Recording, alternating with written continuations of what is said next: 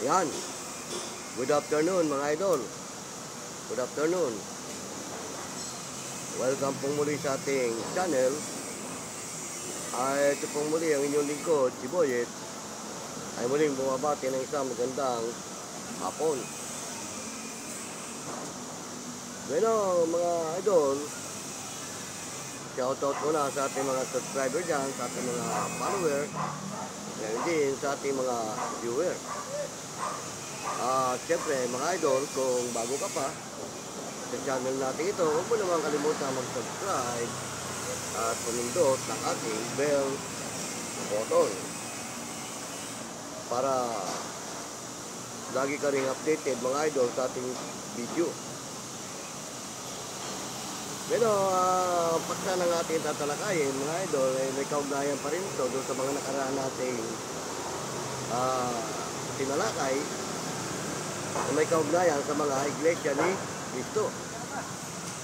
Dahil may mga nagtanong sa atin idol tungkol sa sistema ng mga iglesia ni Cristo,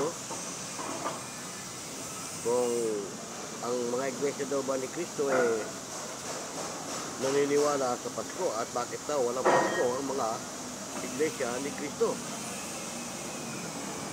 Pero mga idol, yung ganyang tanong, simple lang yan. Alam niyo ba, yung Pasko na kinagis na natin, ayon sa mga matatanda sa una, yan nanggaling sa kaugaliang pagano. Oo,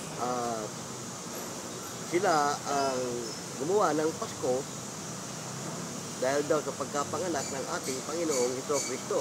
Ay paano nga pala kung nakaraang Pasko nag-uulan? Kamusta ba naman ang inyong mga Pasko? Happy ba? Merry ba? Maligayang Pasko ba? Pero kahapon, kasagsagan ng ulan mga idol, sigurado marami ang hindi nakapagdiwang ng kanilang Pasko. Dahil siyempre umuulan Oh.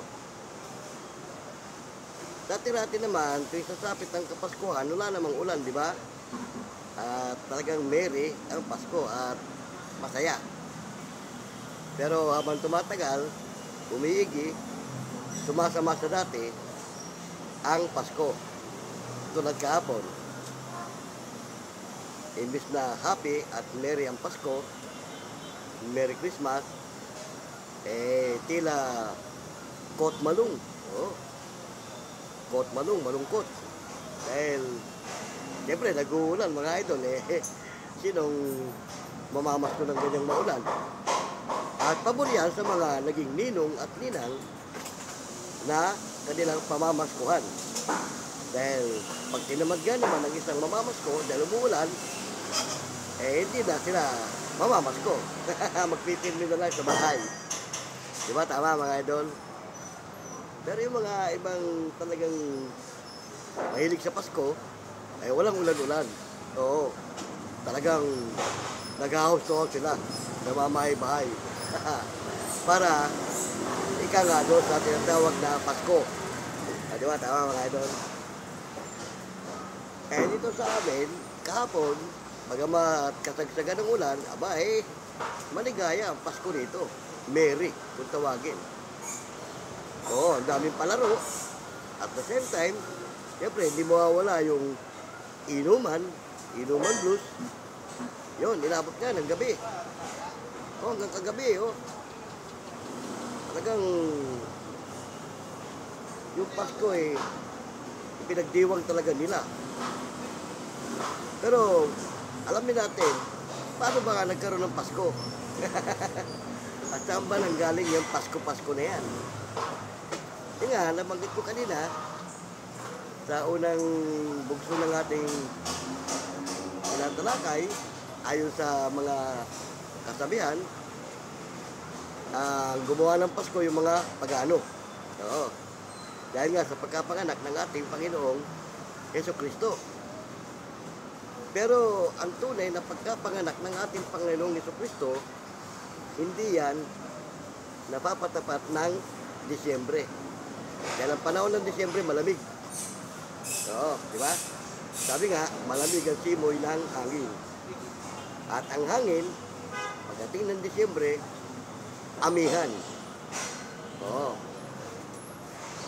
Pero kung susuriin natin ang banal na kasulatan tungkol dyan sa Pasko, wala yan sa banal na kasulatan. Oo, wala. Walang Pasko doon. Maubos mo talata ng Biblia mula sa Genesis hanggang sa katapusan ng Biblia. Ang huling yugto ng Biblia, yung tinatawag na Apokalipsis. Walang Pasko na mababasa. Meron doon Paskwa, yung tinatawag na Domingo di Pascua. Yung Pasko ng pagkabuhay. Yun ang nakalagay sa Bible. Pero yung Pasko na tungkol kay Jesus Christ, pinanganak ng December 25, tinakdaan nila December, nilagyan pa ng petsa, 25. Di ba? At yan naman ang kinagisa ng mga tao. Kaya taon-taon, pinagdiriwang niyang Pasko. Pero labag yan sa banal na kasulatan. Wala sa Biblia yan. Ang nasa Biblia, Paskwa, Domingo de Pascua. Yung Pasko ng pagkabuhay. Kaya sa mga Iglesia ni Cristo, kung tinatanong nyo, bakit walang Pasko sa Iglesia ni Cristo, wala nga sa Biblia eh. Pag wala sa Biblia, hindi yan pinangahawakan ng mga Iglesia ni Cristo. At kung susuriin natin ang pagkapanganak ng ating Panginoong Kristo, nakalagay din sa Biblia yan, tagtuyot. Kumbaga, tag-init. Hindi yan winter, summer. Diba? Pag summer, tag-init. Ngayon, kung susuriin natin sa ating kalendaryo, saan ba pumapatak ang summer? Magmumula yan sa buwan ng February, March, April hanggang June, July, August. Summer yan. Patapos na yan. Pagdating ng August, patapos na ang summer. Papasok na kasi ang September, puro berber na yan, amihan na yan. Papasok na dyan yung tinatawag na winter. Di ba? Ganon mga idol. Kaya kung ang tanong nyo sa akin, bakit walang Pasko ang Iglesia ni Cristo? Ayun ang tamang sagot. Wala sa Biblia ang Pasko. At hindi tumatama yung Kapaskuhan na dinadaos taon-taon, December 25. Pinanganak ang ating Panginoong Kristo, tagtuyot, tag-init, summer, hindi winter. Kumbaga malayo na, di ba? At kung totoong may Pasko, dapat dinadaos yan panahon ng summer. Dahil doon mga ganung buwan pinanganak ang ating Panginoong Kristo. Kita nyo nga sa sabsaban, di ba? Sa pastulan. Yan mga idol. Sana sa nagtanong sa akin, bakit walang Pasko Iglesia ni Cristo? Sabi ko nga, simple lang ang sagot. Wala sa Biblia. Di ba? Ganun lang mga idol. Totoo naman yan. Kinagisnan lang natin yang Pasko. At alam mo ba, may gawa niyan? Kung tawagin niya lang ano yan nung unang panahon, hindi yan Pasko Piyestang Pagano. Kung mga Pagano, lumikha niyan. Nilikha nila yung Pasko para magkaroon ng kasiyahan. Pagkatapos, hinaluan ng kung ano-ano mga kolarete, mga palamuti, Christmas light, parol, etc. Santa Claus. Diba? Para magkaroon ng magandang diwa, yung inimbento nilang Pasko. Diba? Ano mga idol?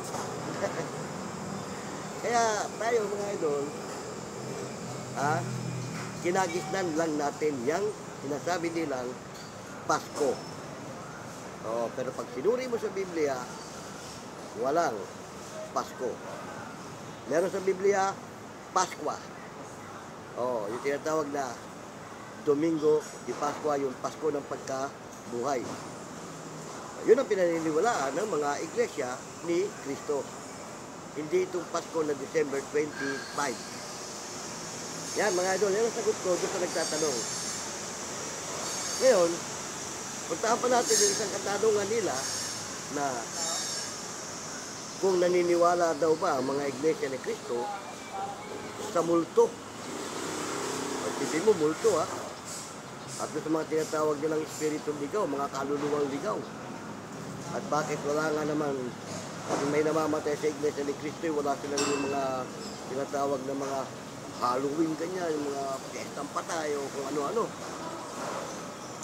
Wala rin po kasi yan sa banal na kasulatan. Wala sa Biblia. So, yung multo na kinagisnan din natin, lahat tayo, kinagisnan na lang natin yung mga nangyayari yan. Walang multo. Kung susuriin mo ang banal na kasulatan, walang patay, walang namatay na nagmumulto. Bakit?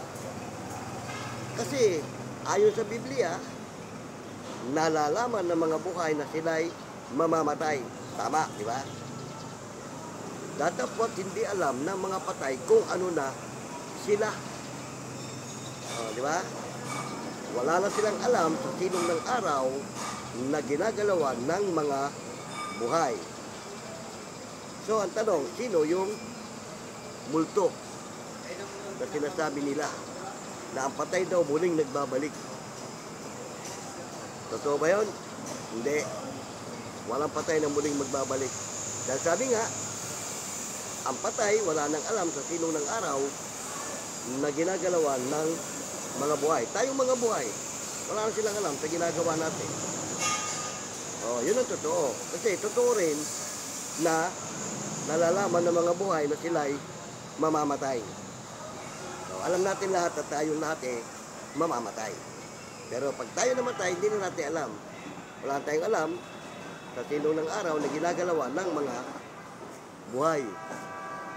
Yon, mga idol.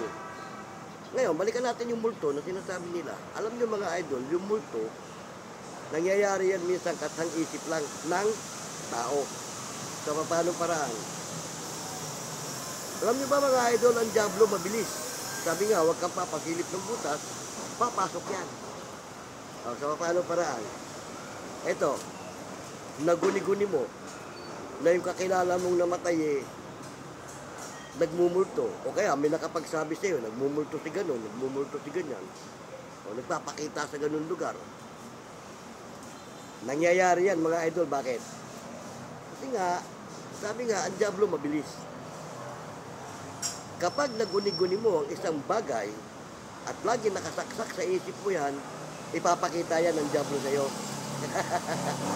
Totoo yun mga idol. Yung multo o yung sinasabi nilang patay na nagbabalik, yung nga ang nagiging multo, imahin lang nung namatay, inaanyuhan ng diablo para mapapaniwala ang mga tao na ang isang patay ay muling nagbabalik. Pero pag sinuri ang Biblia, wala nang alam ang patay. Ano, mga idol. Ngayon, sabi nung kaibigan ko, yung daw kamag-anak niya na namatay nagpakita nagmulto doon sa kung saan siya namatay. At nagsabi pa raw na tulungan siya.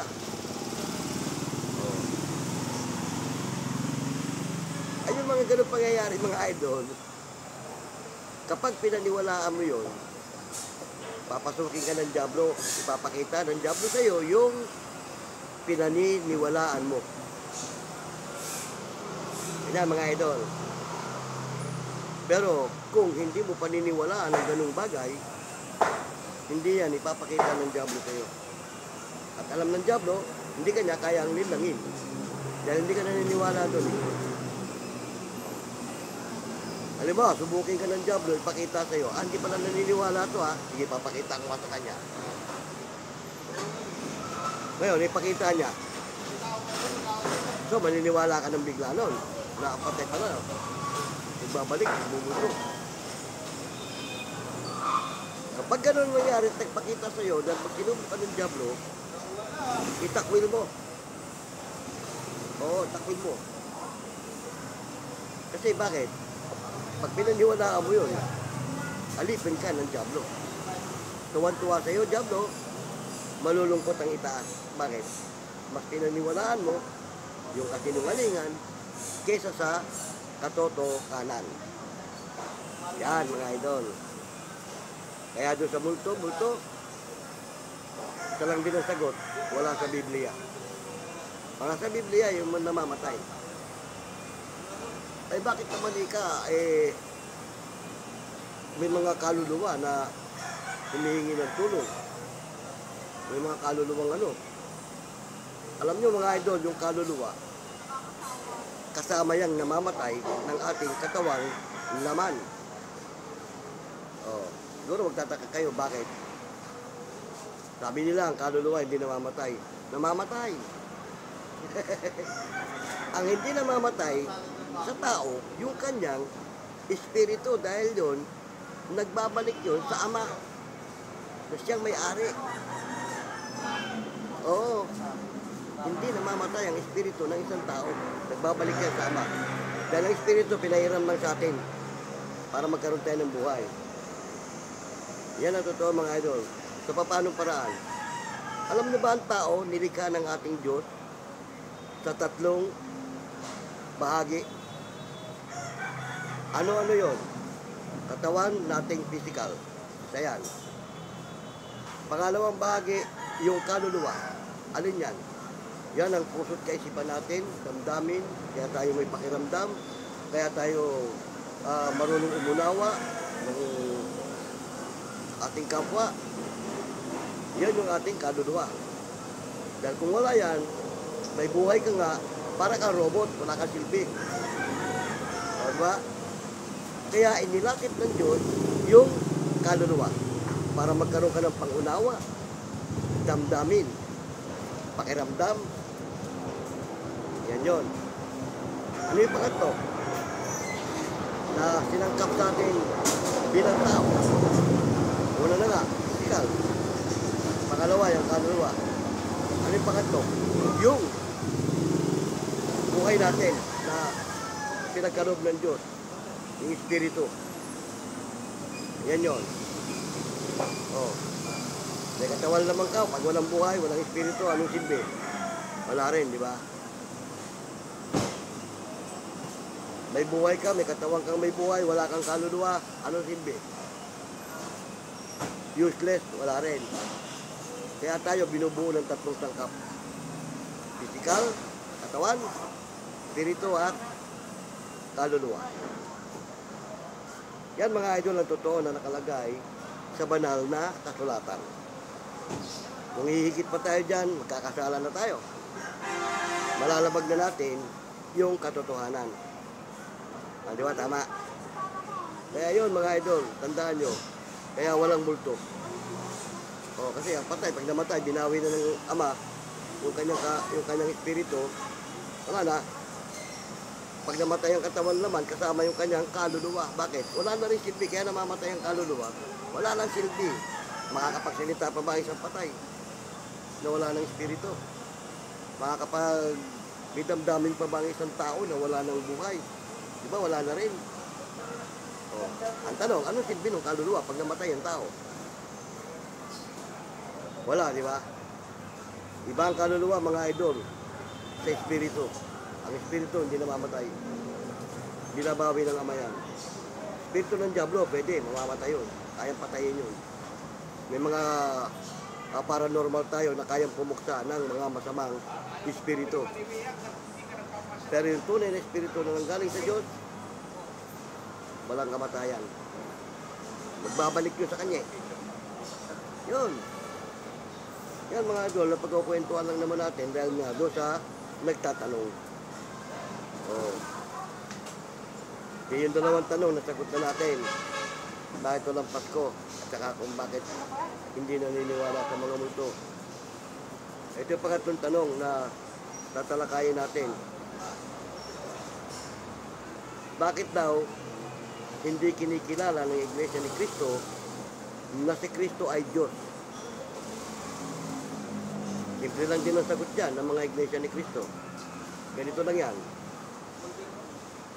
Ang ating Panginoong Jesucristo, kinikilala ng Iglesia ni Cristo bilang tagapagligtas. Kasi nakalagay sa Biblia, may isang tao, yung nga si Kristo, at may isang tagapagligtas sa Diyos at sa mga tao.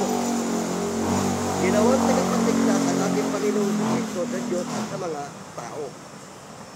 Anong pakilala ng ating Panginoong Kristo sa kanyang sarili? Sabi niya ganito,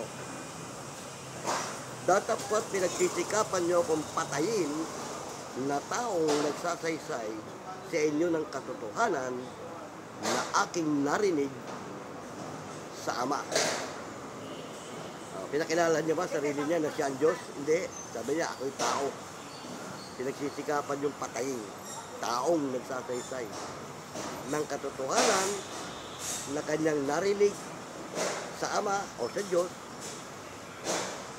Hindi niya sinabing, Diyos ako na nagsasabi sa inyo ng katotohanan. Hindi niya sinabing gano'n. Ang sabi niya, tao. Tao siya. Ngayon, pakilala ng mga apostol, ano ba si Kristo? Tao nga rin, sabi nga may isang Diyos at may isang tao tagapamagitan sa Diyos at sa mga tao. Ang taong si Kristo Jesus. Di ba? Maliwanag. Ngayon, ba't kikilalanin ng Iglesia ni Kristo na si Kristo ay Diyos? Siya mismo, pinakilala niya sarili niya. Sabi niya, ako tao. May nakalagay doon sa Biblia. Sabi raw ni Kristo, ako at ang Ama, iisa. Nung sinabi ba ng ating Panginoon sa Kristo na siya at ang Ama, iisa, sa pagka-Diyos? Hindi. Sabi ni Kristo, lahat ng ibinigay mo sa akin, Ama, ay sa iyo.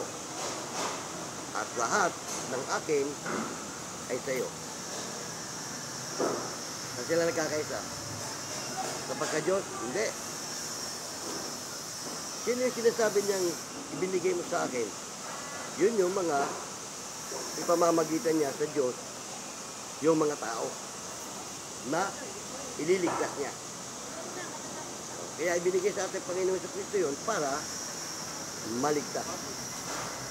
Ipamamagitan niya sa Ama yun. Kaya sabi nga niya, lahat ng ibinigay mo sa akin ay sa iyo. Kasi sila nagkakaisa sa kaligtasan ng mga tao na ibinibigay sa ating Panginoong Jesucristo. Sabi nga niya pinagsisikapan niyo akong patayin, tao na nagsasaysay sa inyo ng katotohanan na aking narinig sa Diyos. Diba, tama? Ano pa patotoo na si Kristo tao? Ang Diyos walang kamatayan. Sabi nga, sa haring walang hanggan, walang kamatayan, di makikita sa isang Diyos na tunay. Di ba? Walang kamatayan ng Diyos. Si Kristo namatay? Namatay. Sabi nga pagkatanggap nga niya ng suka, iniyukyuk ang kanyang ulo at nalagot ang kanyang hininga. So, pag sinabing nalagot ang hininga, patay ba o buhay? Patay. Di ba? Ang tao, namamatay. Ang Diyos, hindi. Ngayon, ang tanong, ano pagkakaiba nila? Ang sabi sa Biblia, ang sa haring walang hanggan, walang kamatayan. Kaya sabi ni Kristo, ako'y tao, pinagsisikapan yung patayin. At nung dumating na nga doon sa punto na siya ay hinulit, binihag, para patayin, sabi nga, pagkatanggap niya ng suka. Kasi sabi niya, Ama, ako'y nauuhaw. Sa halip na bigyan siya ng tubig, alam mo ginawa ng mga sundalong Romano? Sinawsaw yung dinulog sa bunganga niya. Ay pagkatanggap niya nun, sabi niya, Ama, dumating na ang oras. Luwalhatiin mong yung anak upang luwalhatiin ka ng anak. Diba? Sino sinasabi niyang luwalhatiin? Ang Ama. Sino luwalhatiin din ng Ama? Ang anak. At pagkatanggap nga ng suka, niyukyuk ang kanyang ulo at nalagot ang kanyang hininga. Namatay ang ating Panginoong Jesucristo. Hindi yan kaila sa atin. Nangyari yan. Di ba? Eh, bakit daw nung nasa langit eh? Nung nasa langit na, Diyos na ba? Ang ating Panginoon, sa Kristo, naging Diyos pa siya nung nasa langit na? Hindi pa rin. Kasi sabi sa Biblia, kung kayo nga ay inakyat sa langit, tingnan nyo ang tao nakaupo sa kanan ng Ama. Sino yung nakaupo sa kanan ng Ama? Ang ating Panginoong sa Kristo. Ano sa langit na siya, naging Diyos ba? Hindi. Tao pa rin. Sabi nga eh, tingnan nyo ang tao na nakaupo sa kanan ng Ama. Oh. Kaya yung pinagpipilitan lang ng iba na Diyos si Kristo. Alam nyo ba, pag tinanggap nyo na si Kristo Diyos, Antikristo ka. Oo. Magiging Antikristo ka. Bakit? Kalaban mo yung mga sinasabi ni Kristo eh. Antichrist ka. Sinasalungat mo yung sinasabi niya. Kinakalaban mo siya. Oh, sinabi na nga niya eh. Ako'y tao eh. Tapos pipilitin mo. Hindi, Diyos ka. Pwede ba yun? Siya na nga mismo tao siya. Sinabi niya eh. Tapos ikaw naman eh. Pagpipilitan mo Diyos. O, di ba? Tama? Ano lang mga idol. Kaya yung mga idol natin dyan na ang paniniwala ay ang Diyos ang ating Panginoong Kristo. Talikuran niya yun mga idol. Magiging Antichrist ka pag yun ang pinaniwalaan mo. Magiging kalaban ka ni Kristo. O dahil pinakilala niya kanyang sarili, tao siya eh. Maging ang mga apostol, pinakilala, tao siya. Isang taong tagapamagitan sa Diyos at sa mga tao. Yun ang pakilala ng mga apostol sa ating Panginoon sa Kristo. Ngayon, sinasamba ba ng mga iglesia ni Kristo ang ating Panginoon? Sinasamba. Oo. Sinasamba.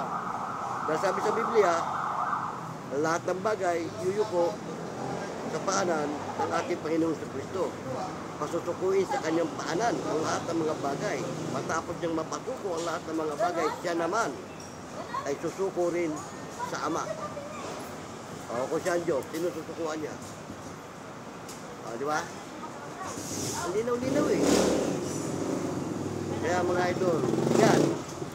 Sana, doon sa tatlong katanungan eh, nasagot na natin unti-unti.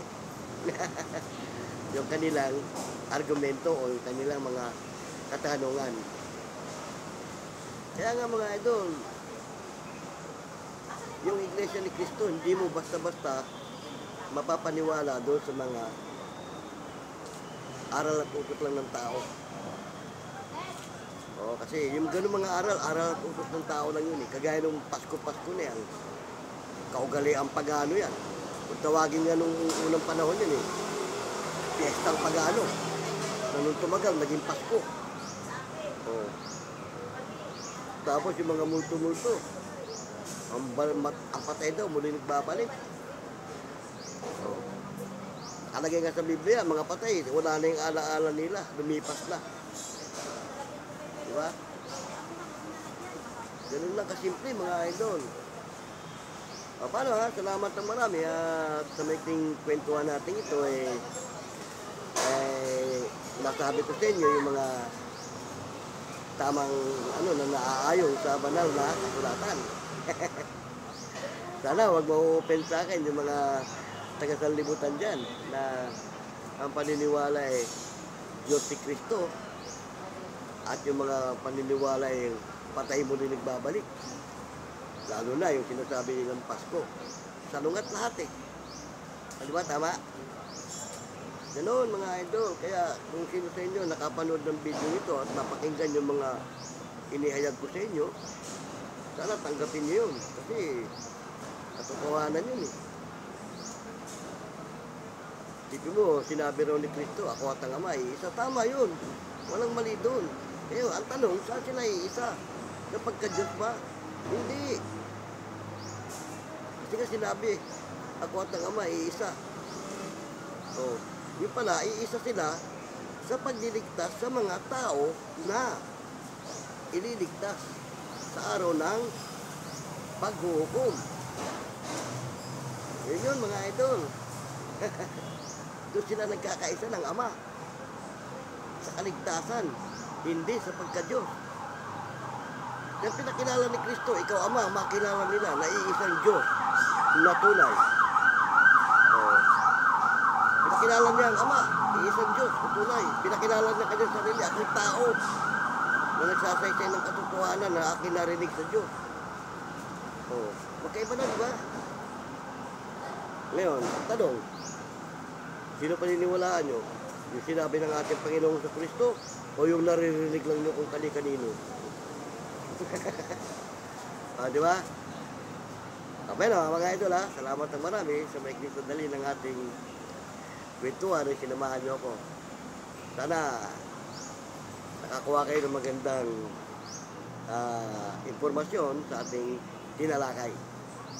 Kung may mga tanong kayo, lagay nyo sa comment section at kung may mga comment kayo, lagay nyo lang dyan para matalakay natin sa mga susunod pa video. Okay, yung mga Pasko dyan marahil kahapon, kahit na diniriwang yung Pasko na yan, maraming nabigo dahil sa lakas ng ulan. Saka marahil, dati nga nabanggit ko, pag dadating ang Disyembre, yung Kapaskuhan ipinagdiriwang masaya. Walang ulan, wala lahat, walang bagyo. Pero ngayon, unti-unti, kakaroon na ng dahilan. Unti-unti na pinapakita ng Diyos yung maling sistema. Kaya yan, nangyayari na yan, ganyan. Dahil nga doon sa mga maling paniniwala.